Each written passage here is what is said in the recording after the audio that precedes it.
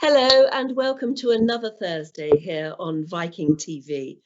I'm Anne Diamond with you again from a very wet and windy Britain. Hasn't changed much since last week. I think we're in the middle of a storm called Storm Christoph.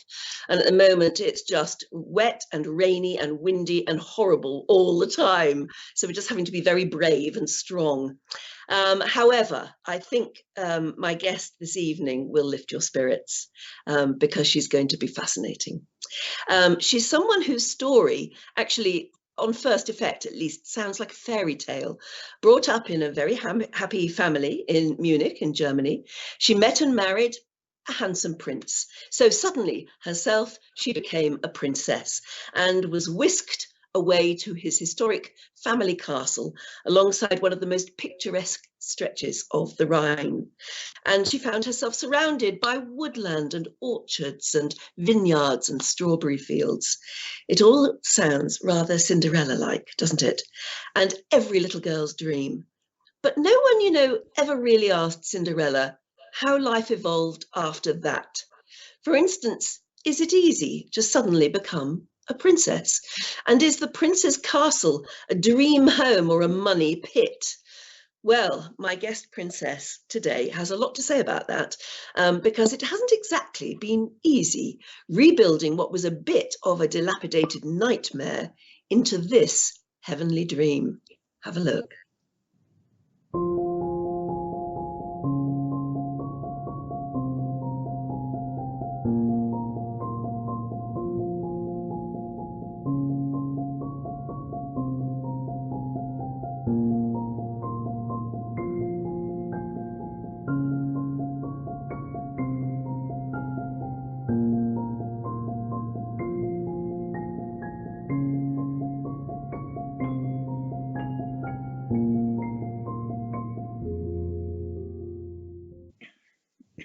Fantastic, isn't it? And even more amazingly, my fairy tale princess has achieved much of the preservation and renovation herself since the untimely and tragic death of her husband. Now her palace, the Burg Namedy, welcomes guests from all over the world, particularly those from Viking. And it's the focus of a world-famous music festival, once patronized by the legendary violinist Yehudi Menuhin. So, since we can't at the moment visit her and see her wonderful home, let me just invite the princess to my rather more modest living room here on Viking.TV and say a very good evening and welcome to Princess Heide von Hohenzollern. And a very good evening to you. Hi, Anne. Wonderful to see you. Oh, it's lovely to see you. And those tulips there behind you give us a fresh feeling of spring and hope. And that's what we all need at the moment. And how is life for you? It's especially for you, the flowers. Thank you very much, because it is a bit dismal here in Britain at the moment. So how is life for you? What is everyday life at the moment? Are you in lockdown where you are in Germany? Well, of course, we have lockdown and quite strict. But we ourselves here, we work, we have to keep the house because we have lots of clients who come to look for next year. Yeah. And we have exciting film crews here. So that goes. And so life is still busy. I have people on my roof who repair my roof. And so you see, it's a lot of life, but still, of course, I miss people. Yes, I imagine you do. And we all are just hoping that spring and particularly summer will be very different to last year. Take me back to the fairy tale romance I was talking about. Where were you brought up and what did you expect of life as a little girl? And what was it like being transformed into a princess? I was not transformed into a princess. I was my whole life a princess. I must say all girls, all women are princesses. So no, I met my husband and we had a love together, which was music. And that was wonderful because I joined him in the concerts he loved and he joined me in the concerts I loved. And so when you had a week of 7 days, 6 days were concerts and opera. And yeah, and then we decided that would be nice to stay together. And I think the difficulties are families, but they were like my family. They fit together. And yeah, I think that not very exciting. It's a love affair like I hope everybody has once life. Absolutely. And it is wonderful when music brings you together. Yeah, because that is something so important to share. I read an article about your husband, and apparently he used to go to concerts 5 or 6 times a week. Yeah. So and all his girlfriends before he met me, they had, when they wanted to flirt with him, they had to join him in the concerts or in the opera. It was quite hard. Yes, but luckily it was with me the same thing. My you boyfriend love had music to go as to the well. opera. So yeah. So when you first married and became a princess, life was still in Munich. Was it very much city life? Yeah. We were living in Munich, and yeah, and we didn't want to move to Namedy because my husband wanted to go on with his concerts. And yeah, it was a happy life. How long did you live that happy life, bringing up your children? I know. How long did you live that life before he inherited the castle? And you did have to start thinking about choosing really life in Munich or life in the Burg? 17 years we stayed in Munich. Oh, goodness. We were 8 years we had for ourselves. We were very free. And then we had our 2 children. And then, of course, I was a little more concentrated on looking after them. But yeah, but I still went to the opera and to the concert. Yes, I don't blame you. How wonderful. It sounds an idyllic life. Yeah. But when you inherit a castle, you have to decide, don't you? Are you going to go and live there and make it your life, or sell it, get rid of it, and continue with your life? How did you two make that decision? Well, I think we first thought we had to sell Namedy because my 3 sisters-in-law wanted their legal part of the heritage, and quite normal because they all had children, actually 2 had children, and they didn't know that the house was run down by 2 wars, and there was no money left because the money came from Belgium, from the royal family, and well, because we were the enemies, no money anymore. So there was no real income here, and the house, we had 3 armies here during the different wars. Yes. And the house was run down, no electricity in some part, and no water coming out of the walls, and no heating system. I think my parents-in-law were very brave that they went on living here and looking after this house, and yeah. But it was clearly falling down around them. Yeah, it was actually the part where we have the big halls, which are very important now for our business. They were really the biggest hall. We were told to pull it down. Oh my goodness! And yet, is that the that is exactly? Yeah. Because this was actually when I was already there for half a year and cleared it, because originally the boxes went up to the ceiling. And so it was really that, you see, whoever moved flats asked my wonderful parents-in-law, could we just leave our things for a week? And then it stayed forever, and the next people put their stuff on top of it. And so when I first saw this hall, it was so full that you couldn't see the window front. Yes, and yet this was an historic castle, and even that particular room, is that the Hall of Mirrors room? Yeah. I mean, that was an exceptionally beautiful creation, but used as a storage room. Yeah, but what should you do if you have armies? First, in the First World War, our grandmother, she was the sister of King Albert of Belgium. She made a home for wounded soldiers, and that was a sleeping quarter for the soldiers, where they were nursed. And I must say, I think she was really brave because, you know, she was Belgian, and the Germans had chased her brother out of Belgium. He had to flee. And I think that she stayed and that she looked after German soldiers, unbelievable. But it was an absolutely love affair, the marriage of her and the grandfather of my husband. And so I think that was amazing.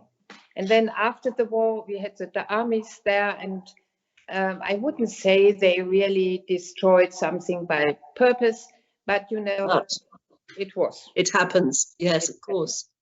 Well, yes, if you're going to get a load of soldiers occupying a castle, in the end, it isn't so palatial anymore, is it? And there was such a complicated and ongoing, as you say, 3 wars, terrible time. How can you possibly keep a castle going during that? But it was still there when you and your husband. Yeah, and I had a very brave mother-in-law and a very brave sister-in-law who was very beautiful, and she stopped some army who wanted to take off our furniture. She stopped them because she was standing in front of the lorry and said, "You can drive over me, I don't care." And that was amazing. So we owe her that many of our furniture stayed here. So you said that your first instinct was obviously to sell. Well, it was not my instinct. It was my husband was disappointed that his sisters said they wanted their legal part, because to pay that, it was clear that we couldn't keep Namedy.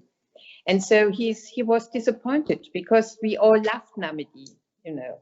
And I think he thought that they would say, well, everything stays here and you try to do something with it. And so he said, well, we will go on living in Munich and we sell it. And I went up here, took the children to prepare the house for an auction. And it took me 1.5 years to clear only the mirror hall. And that is the top of the mirror hall. It's a balcony. It's a big balcony, beautiful balcony. And there you see the damages. And yes. So that was really that we were told to pull it down by the historic building department. And you know, in Germany, they are very strong. And 1 year later, when we started to keep it, they came and they said sorry. I should think so. But how did you restore it? Like you said, that is an extraordinary picture for a start. Yeah. I looked at that and I thought, where is that lady's head? And it's I tell you, that was one of my first, the first people who worked for us, and they were a couple who came by on a tour to somewhere, and then she said, there is a lot to do, and my husband is a wonderful workman, and so you should engage us.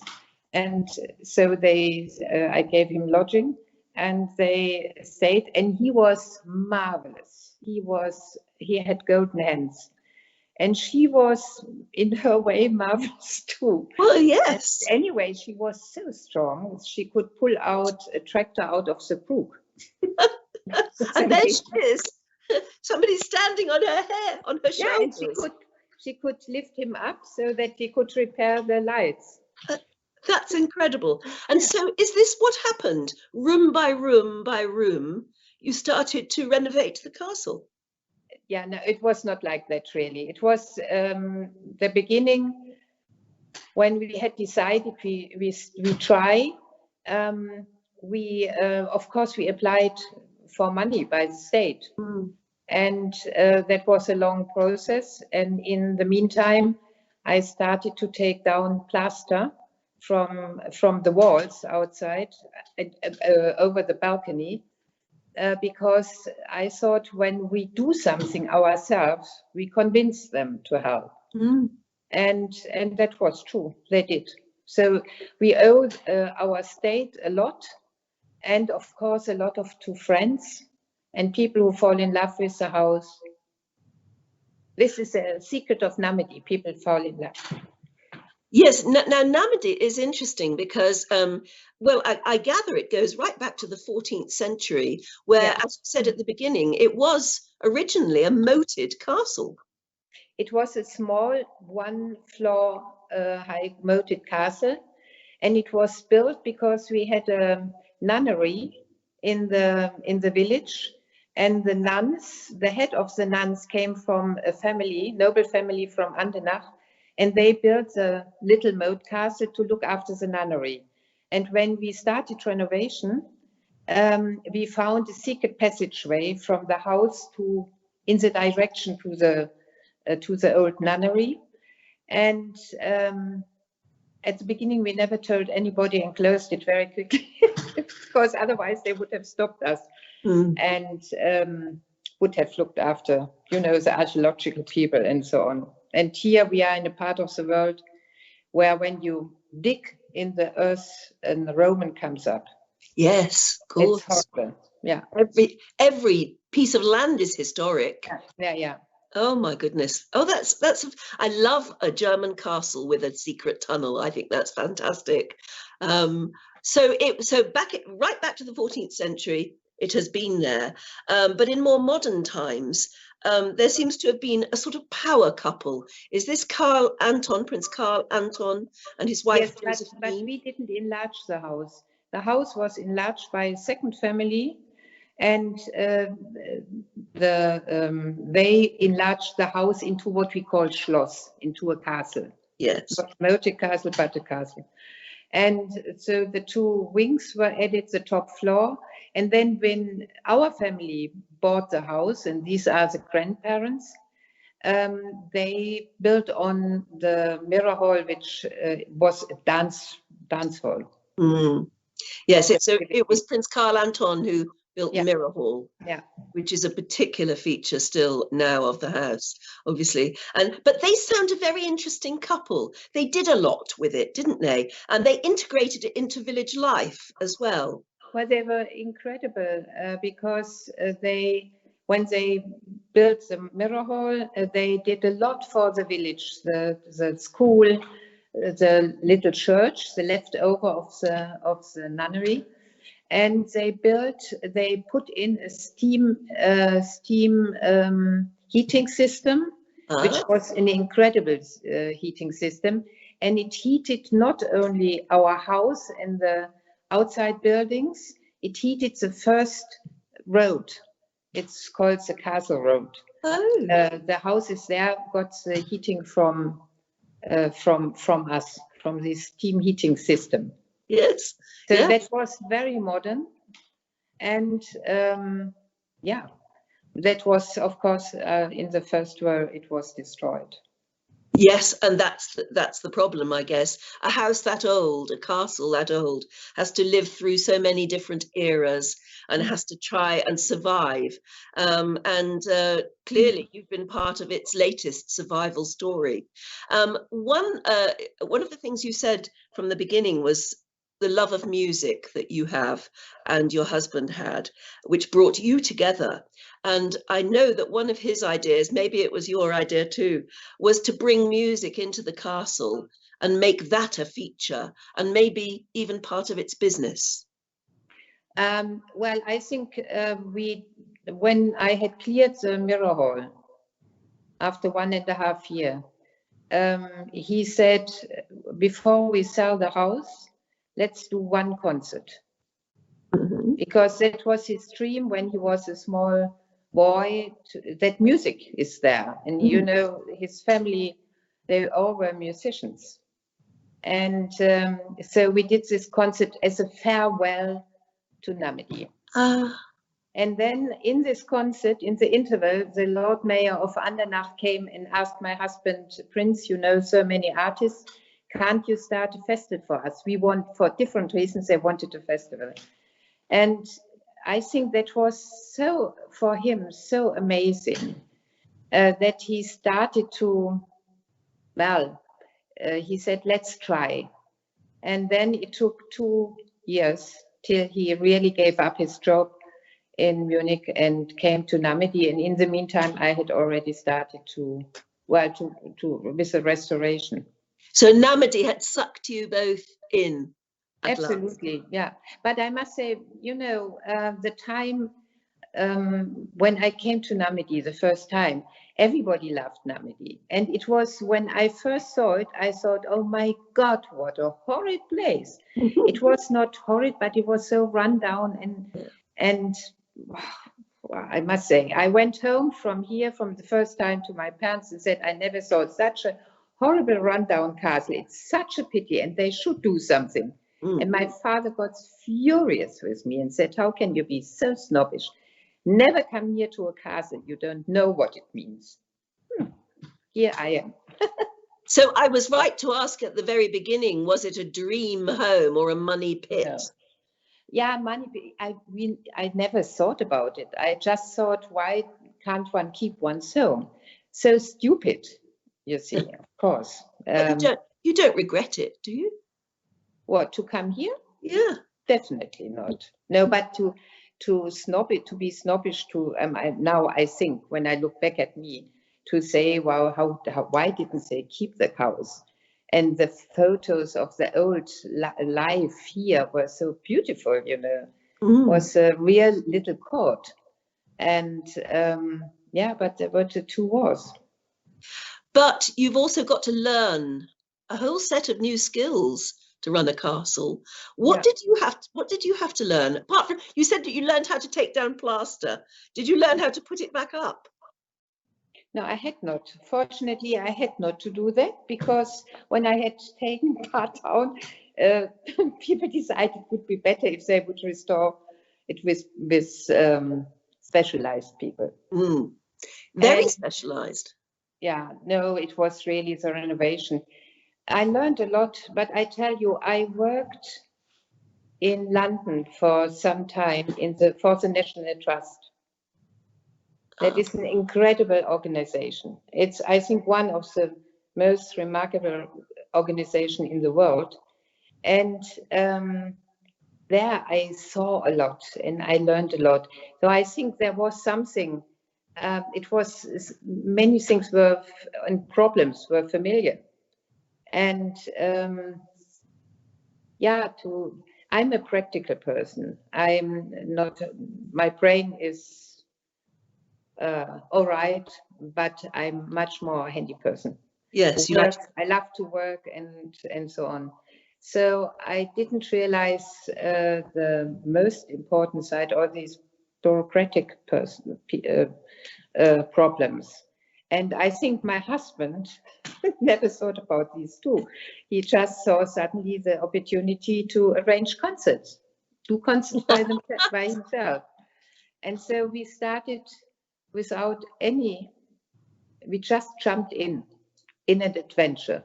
The hall of mirrors, was it designed as a concert hall? Were you sure that the acoustics would be all right for concerts? Well, it was designed as a ballroom. Yes. And there was a different ceiling, and this ceiling came down, I think, in the 30s.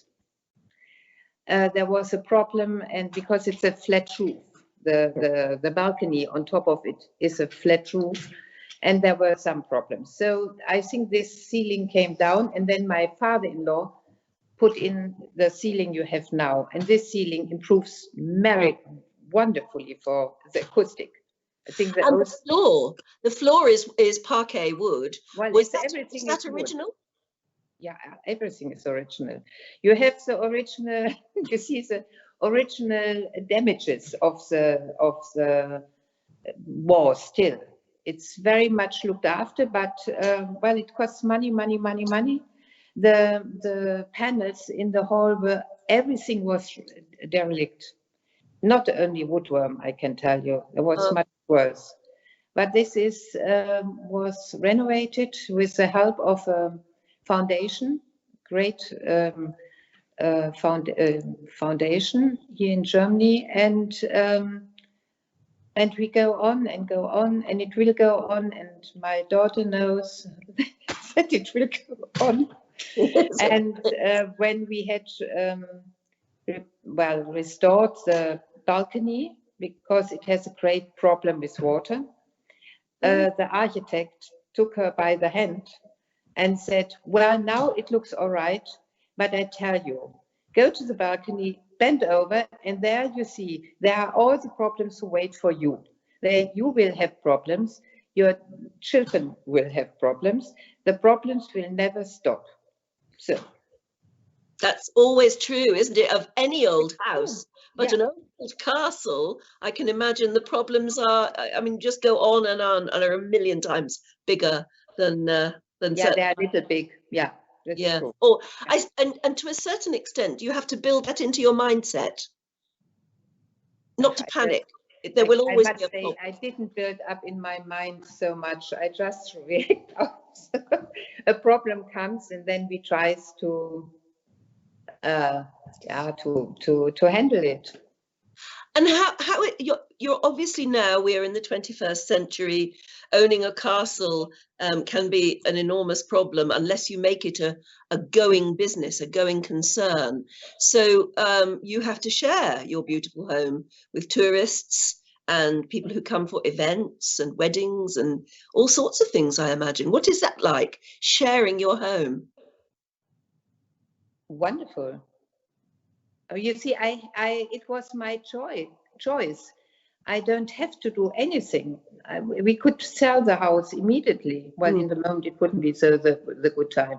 But I just could do from the beginning what I like to do and what I love to do. And I must say, first of all, when the family moved in 1911, they moved in with 50 servants. 50.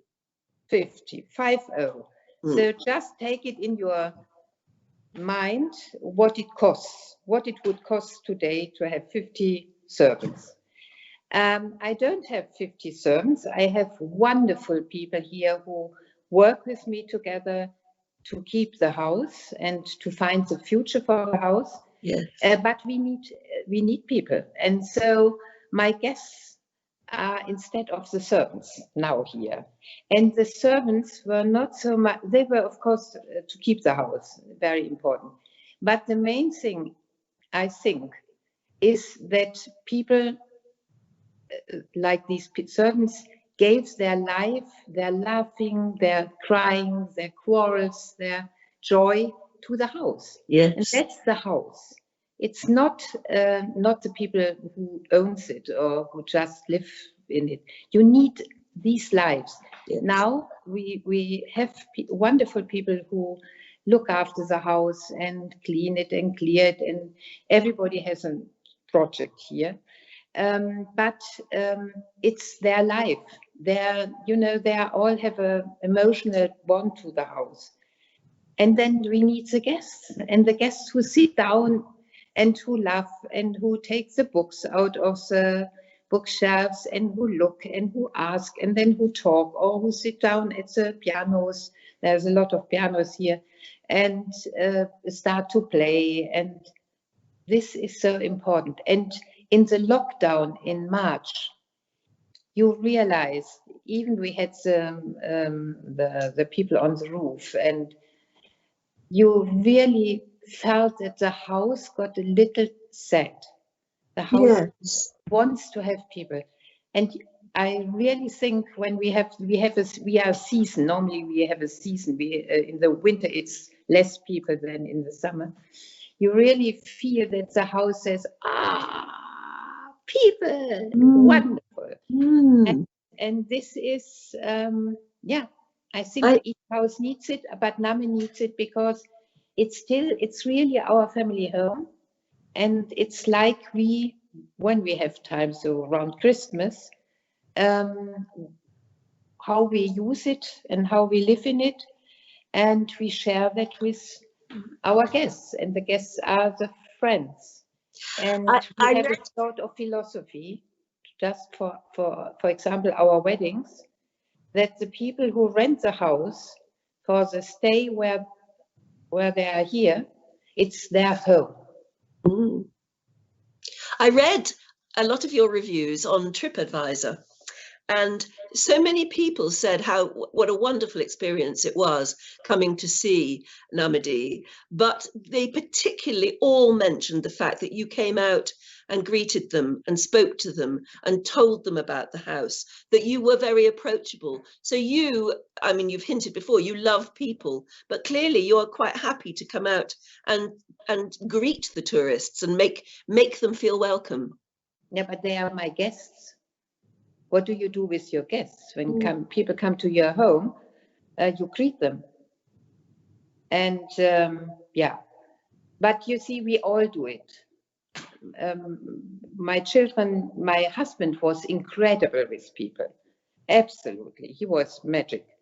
He was so magic that after he died, some of the audience didn't come in the next years. Because they said they couldn't see Namedy without him. And some came, I think 2 years ago, there was suddenly a couple standing in front of me and they turned with tears in their eyes. Yeah, we couldn't see him and we couldn't come. Now we are back, so after 15 years. And I said, how horrid of you. Because you know that he loved his house and his concerts. So you are essential for the upkeeping of the house. You should have come. Now they come. Yes. Well, as you say, Namedy needs people. So if people come and they come, for instance, to a concert and they have dinner in Namedy, where does the food come from? Where does the wine come from? Who decides? What do you give them? Well, no, we people order their own food. When you want to rent the house, you get a banquet map, and they can choose their own cook. And of course, we help them to find the right one, and the rest comes from us. But food we don't cook, we don't offer. We offer cooks. Yes, but I think this is much better. I can tell you, because if we would start restaurants here. I think all the people from the restaurants would hate us. You would have lots of enemies. So we really bring a lot of jobs and a lot of work and a lot of for all the caterers and for all the restaurants. So I don't know if they all like us, but many of them like us because they need us. Well, yeah, you have to fit in with the community, don't you? Yeah, everybody has a role to play. Yeah. But fashion shows, you've done some wonderful fashion shows there, because obviously it's such an incredible location. And weddings. Yeah. And as you said, you've got weddings. Ah, that's lovely. Yeah, that was a wonderful thing. There were young fashion designers. Look at that. I mean, a fantastic location for weddings. And as you said, people are coming now thinking of weddings in the future. Hopefully you're being able to book up weddings for this post-pandemic time that hopefully is coming. I've got a little clip of video here which I saw, which I think is a wedding at the Burg Namedy. Let's have a quick look at this now, because it looks absolutely fabulous.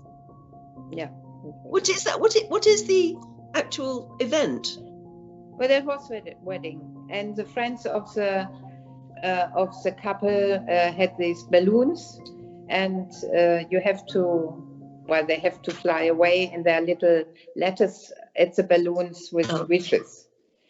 And yeah. Oh, well, it's such a wonderful location.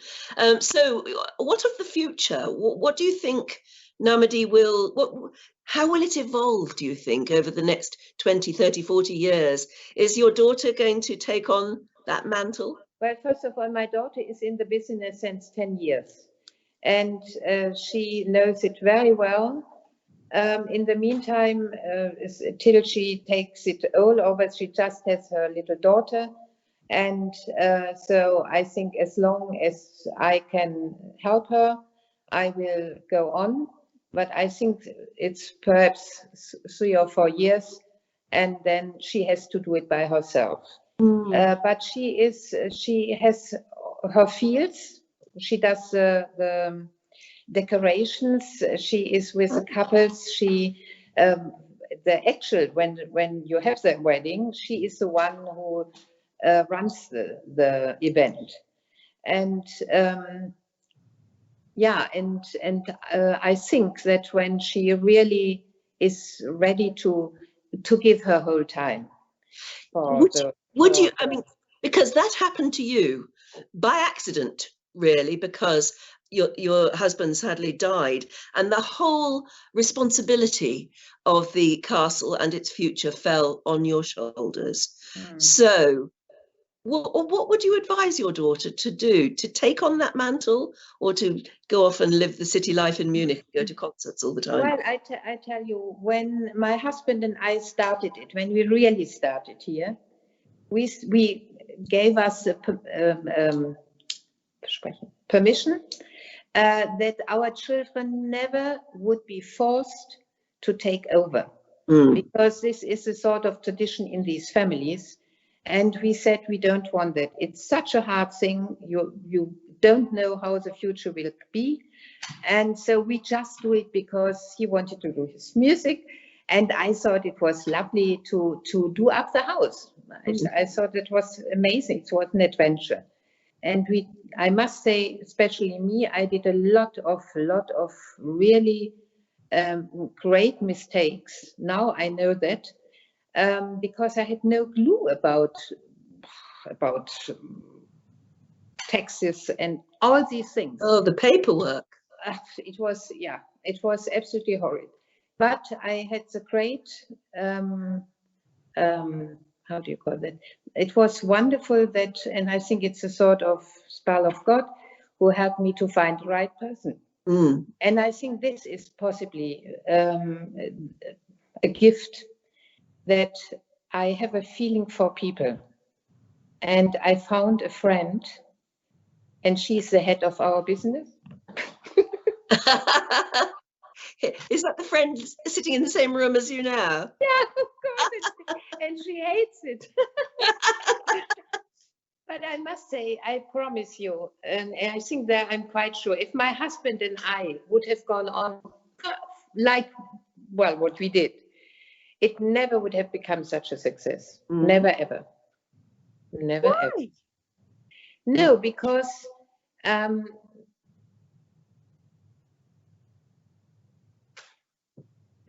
we didn't, you need love to do this. And you must be with your heart in it. But you have to have your feet on the ground. Yes. And you have to know the directions. And you need a discipline, and you need a structure in your head. And I can promise you, I have no structure at all in my head. I think my daughter has much more structure, so she will be much more capable for this part. And so is it your invisible friend who has the discipline? She is amazing, absolutely amazing. Well, and I think that's it. And things become possible in life when the right people come together. Antoinetta in Westminster, I think in the UK, has already got in touch. We've got lots of people with lots of questions here. She says, bring on the friend. Let's see her on camera. Yeah, wunderbar. Is she camera shy? Come. No, normally not camera shy. No. Oh, brilliant. I'm not.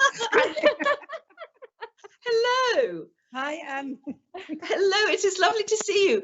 Now, I only know you as the invisible friend. What is your name? No, I'm not invisible. I'm sitting next to her, and she is a great person. She is really unbelievable. No, we are together. Come on. Yeah, we are together. We're just like an old couple. Yeah. Oh, Or no, sisters. but that Or is the sisters. secret, Or sisters. clearly. Yeah. Yeah. Having- Okay, now it's her part again. Having a very best friend. Bye-bye. Oh, that's lovely. Let's get to some more questions because we've got so many. Okay. Herbert in Potomac in the United States says, how far is Schloss Namedy from Koblenz? And can you rent rooms for one night? I tell you, it's if I drive, it's a quarter of an hour. If he drives, possibly 20 minutes till 30 minutes. But I just want to say, Namedy belongs to Andernach.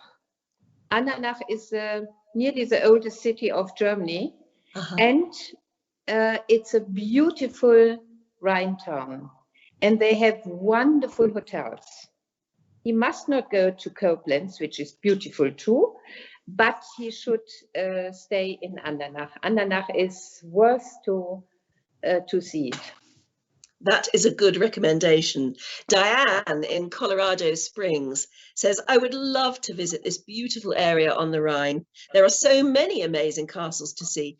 Is there a community spirit and support amongst all the people like yourself who are preserving these great buildings? Or are they all jealous of each other? No. We are not jealous of each other. But I must say, we are not an exception. All the people, all the owners of castles try hard to keep them. It's not easy today, and we only have no time to see each other. You know, that's really... We're all working wonderful neighbors on the other side of the Rhine.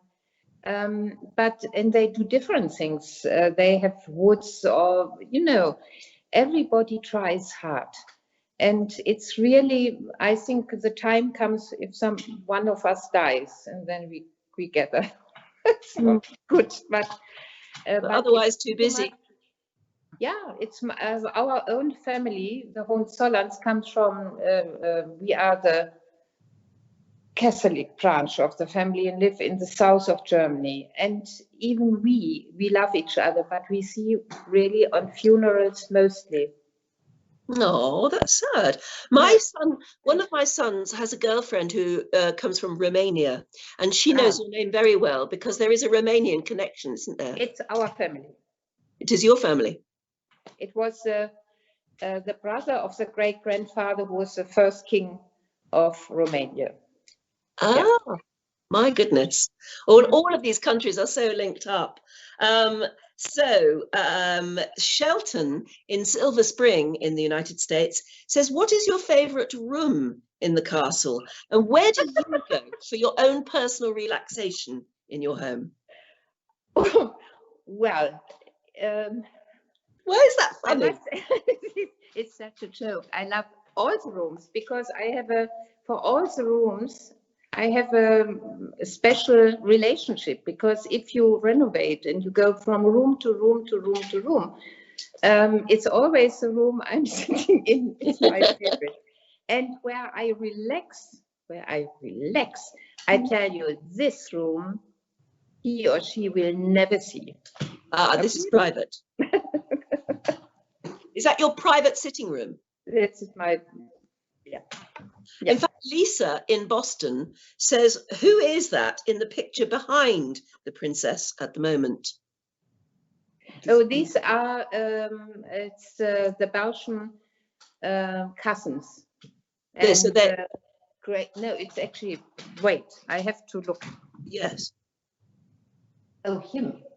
He is the first Belgian king. Oh. And the three girls, do you see them? Yes. Yeah. They are Hohenzollern, father and aunts. Barry in Sarasota says, does Heidi live there full time, and do the staff live there too? Well, I think you've already really answered that. It is your family home. That's good. I didn't get it. Sorry. Do you live there full time? Yeah, because you see, I have to work here. And I stay here. We work here. We sleep here. I live in my business. So yes, yeah, exactly. You live over the shop, as we say. Over the shop. May in Exeter in the United States says, do you have plans as to which project is next? Presumably there are always projects waiting to be done. Well, I think we finish now our roofs. That's a task. I hope it will be finished in March. And oh yes, I have a lot of projects. Yes, I tell you, the next project I really have, and my friend now hears it. Yes. It's the renovation, restoring the floor in the mirror hall, and I want to do it before my daughter really takes it completely over the business. That's that beautiful parquet wood floor. Well, it is a wonderful floor, but it was ruined. You know, after the wars, after the armies had gone, we had a fruit plantation, and they stored apples there, and well, it's horrid. It looks fine, so people who come in say, "Oh, how beautiful!" But I see how damaged the floor is. I would love to give the old beauty back. And you are now the first people I share my next idea. Oh dear, there's a big project. Actually, that brings me to the next question. Yeah. Sandra from Jacksonville in the United States says, thank you for telling us about your beautiful home. Do you get any assistance from an historical trust or a similar organization in Germany to help maintain it? I mean, so many people are saying, where do you get the money to do all these projects? Well, it's a project for the roof, for example, is a project which is paid by the state, right where I live in, by our country, the Bundesrepublik Deutschland, and by a foundation, very famous private foundation, which is a foundation by the industry. And I have friends of Namedy. They collected money. So that's a help, but you can't ask the whole time to get money. No. I must say this. I think here it's too big, and at the beginning I found it horrid to ask for money, because I thought it's taxes. No, it's people pay. You see, that's how the state can help. And they have nothing to do with our house. They can visit it, but now I think I'm looking not so much at Namedy that it is my possession, but I look after it, and I keep the history of this part of the country where we live in. And I look after it. And, 700 years old. It's my old lady. Yes. And it is like that. And for that, I can ask. It is such a beautiful house, castle, and it has such an amazing history. Wouldn't it have been terrible if you had pulled it down? If I had pulled it down, this castle? No, never. It would be only the ballroom. Of course it would be. If you would have to sell the house, we would have stayed in Munich. We never would have come back again. Yeah, definitely. Life would have been very different, but who knows? Geraldine in Chicago says, I think you mentioned at the beginning that film crews use the castle from time to time. Is the castle in any films or TV shows where we may see it? I tell you, it will be in an American film. Yeah. Perhaps next year. I have no idea. I don't know the title. Do you know the title? No, we don't. It's a sort of little spooky film. Oh, right. Well, whenever they want to make a spooky film, they usually choose a German castle, don't they? There is something about the ambience. There is. Well, actually, I have to tell you, we have a little appearance here. It's not a ghost, it's an appearance. It's a tiny girl, and she appeared, a friend of mine who is English, and he came when I moved to Namedy and stayed 1.5 years here to help me to restore and to clear the house. And actually, it was him who really gave me a kick. Because he, at one point, he said, "Oh, you see, you German, you always want to go the easy way. You sell your houses and you move to modern horrid flats or houses. We English, we love the tradition and we do everything for the tradition and to keep our houses." And you know, there are always sort of things which give you a sort of, Yeah. and I thought, well, stupid man. How dare he? How dare you? And he is wonderful, and he is the one which the castle really loves, because he has a feeling for old houses, and it's amazing. He's amazing. But anyway, so I think that gave me a sort of thing to say. Yes. Yeah. But no, tell me more about this appearance.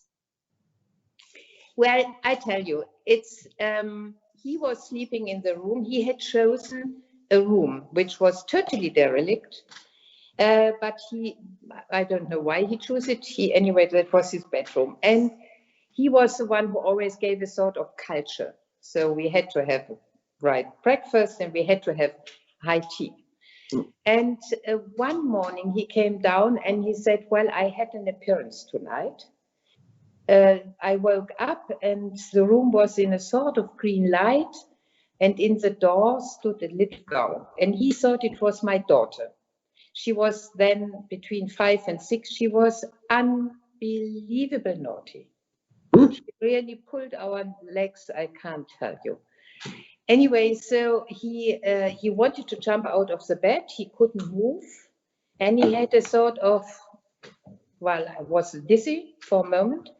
And when he was by himself again, he rushed out of the bed, he rushed down, and she lived on the other side of the house.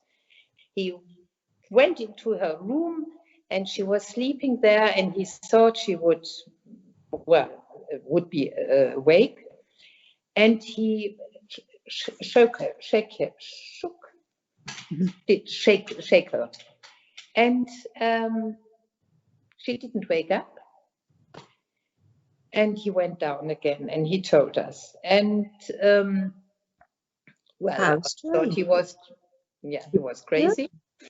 And then he had this appearance twice.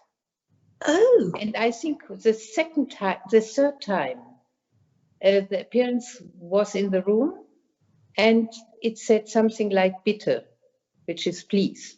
Yes. And well, we were at that time. We were saying, I thought, well, he is mad, but he's not so mad to tell us 3 times. And it was a time where we made the decision to stay. So I said, oh, possibly the soul of the house, which says we should keep it. Yes, it's us. But it was really the appearance of my daughter in a sort of way. Anyway, we stayed, so that was fine. And then I think 2 years later, or 3 years, no, it was 2 years later, I was invited for a show in the television, which was about ghosts and appearances, and I don't know. And it was not my story, but my friend at that time was in South Africa, so he couldn't come, and so they said I should go and should talk to them. And we had there were, I don't know, lawyers and doctors and housewives, and they told their stories, and that was creepy, I can tell you. And I thought, Miss, my little girl. And they had invited specialists for this subject. And when I told my story, there was a young man who was specialized in these sorts of happenings. And he said, well, one can't explain these things. There are so many things between, I think it was your daughter. And I said, and he said, well, you see, the soul of every person can move and leaves the body when you are deep sleeping, and you can move wherever you want. And I think it was her, and I thought, oh. And then he said, didn't you have this, that you wake up in the morning and you can't move, your body is stiff? That I know. And he said, this is exactly when your soul goes back into your body. Well, anyway, you see, this was, I don't know how, it was not in the television at the same time. It came a quarter of a year later. So I never told my family because they were not so much interested and thought it was funny. And one day in the autumn, when I collected my daughter from school, she came and said, Mommy, if you ever dare to say again in the television, in front of everybody, that I appear Timothy, how can you dare? And it was so funny. I tell you what, though, I'm dying to hear the end of the ghost story. But until we can get back with Princess Heide, maybe what we should do is show you how one day, hopefully very soon, you will actually be able to go and visit her and have a look at her wonderful castle. Because if you can get onto a Viking River cruise, visiting the Middle Rhine, you will be able to see that amazing castle. And by the sound of it, meet Princess Heide herself.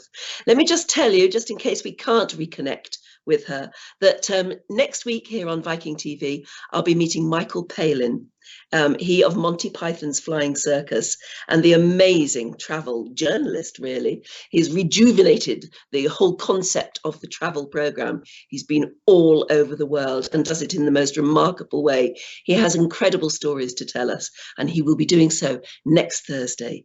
In the meantime, if we can't reconnect with Princess Heide, let me just say how wonderful it was to speak to you, Princess, and I look forward to meeting you, hopefully, when maybe I will be able to come along on this particular river cruise, have a look, and maybe hope for it sometime in the next few months, certainly in the next few years. Here we go. In Germany, the River Rhine cuts through steep hillsides and craggy cliffs to reveal quaint villages of half-timbered houses around every bend. This 80-mile stretch between Bingen and Bonn makes up the Middle Rhine, but the area is more affectionately known as the Romantic Rhine. In the late 18th and early 19th centuries, this idyllic setting inspired Rhine Romanticism, an artistic movement during which artists decried industrialization and turned instead to nature and the past for inspiration. Writers, painters, and composers, Lord Byron, William Turner, and Richard Wagner among them, journeyed along this sublime waterway, coming away forever changed by the experience. This historic river inspired such works as Wagner's The Ring Cycle, Heine's poem The Lorelei, and some of Turner's finest landscapes, the result of several voyages along the Rhine. In 2002, a portion of the Middle Rhine was designated a UNESCO World Heritage Site, in part because of its more than 40 medieval castles, such as Rheinstein Castle, once home to Holy Roman Emperor Rudolf von Habsburg, 12th century Starleck Castle, built by the Archbishops of Cologne, and Marksburg, the only Rhine castle never conquered. Even more intriguing is Pfalzgrafenstein, a toll station built on an island in the middle of the river. Chains once stretched from this island across the entire Rhine, In order to pass, one had to pay a toll, a major source of medieval revenue for the castle landowners. This majestic waterway, long the domain of knights and princes, painters and poets, offers a fascinating window into the past, as well as some of the world's most spectacular vistas. The next time you're in Europe, I hope you'll take the opportunity to explore the romantic Middle Rhine for yourself.